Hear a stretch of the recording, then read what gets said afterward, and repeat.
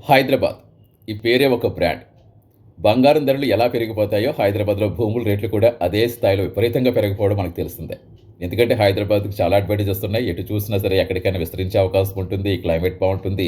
ఎవరొచ్చినా సరే బ్రతకగలమనే ధీమా కల్పిస్తుంది. ఎంతమందొచ్చినా ఆశ్రయం కల్పిస్తూ ఉంటుంది హైదరాబాద్. ఇక అలాంటి హైదరాబాద్‌లో భూముల ధరలకు రెక్కలు రాక మరేమవుతాయి? ఎప్పటికప్పుడు సరికొత్త రికార్డులు సృష్టిస్తూనే ఉంటుంది. గతంలో చూస్తాం కోకాపేట గురించి. కోకాపేటలో ఎకరం భూముంటే ఇక వాళ్ళని ఏ స్థాయిలో చూసేవారో. అనేక సినిమాల్లో కూడా ఎంతో కామెడీగా చూపించిన సందర్భాలు కూడా ఉన్నాయి.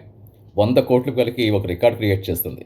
ఆ తర్వాత రాయదుర్గంలో ఎకరా భూమి 177,00,00,000 పలికి సరికొత్త రికార్డ్ కూడా నమోదు చేస్తుంది. ఇక ఒక్కసారి మనం ఈ భూముల ధరలకు సంబంధించి అసలు మాట్లాడుకుందాం. ఎప్పటి నుంచి ఎలా జరిగిందనేది. 2017లో రాయదుర్గంలో అప్పుడు భూములు వేలం వేస్తే ఎకరానికి 42 పైగా కోట్లు ధర పలికిందట. ఇక 2022లో కోకాపేటలో అప్పుడే 100,00,00,000 ధర పలికి రికార్డు సృష్టించింది.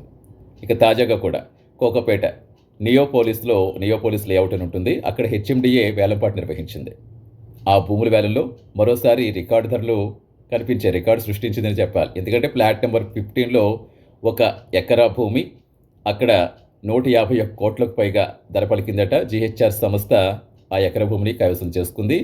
అక్కడే ఫ్లాట్ నంబర్ 16లో అక్కడ ఎకరా 147,00,00,000కు పైగా పలికిందట. దాన్ని గోద్రేజ్ సంస్థ వేలంపాటలో దక్కించుకుంది. సో, మొత్తంగా చెప్పుకున్నాం కదా!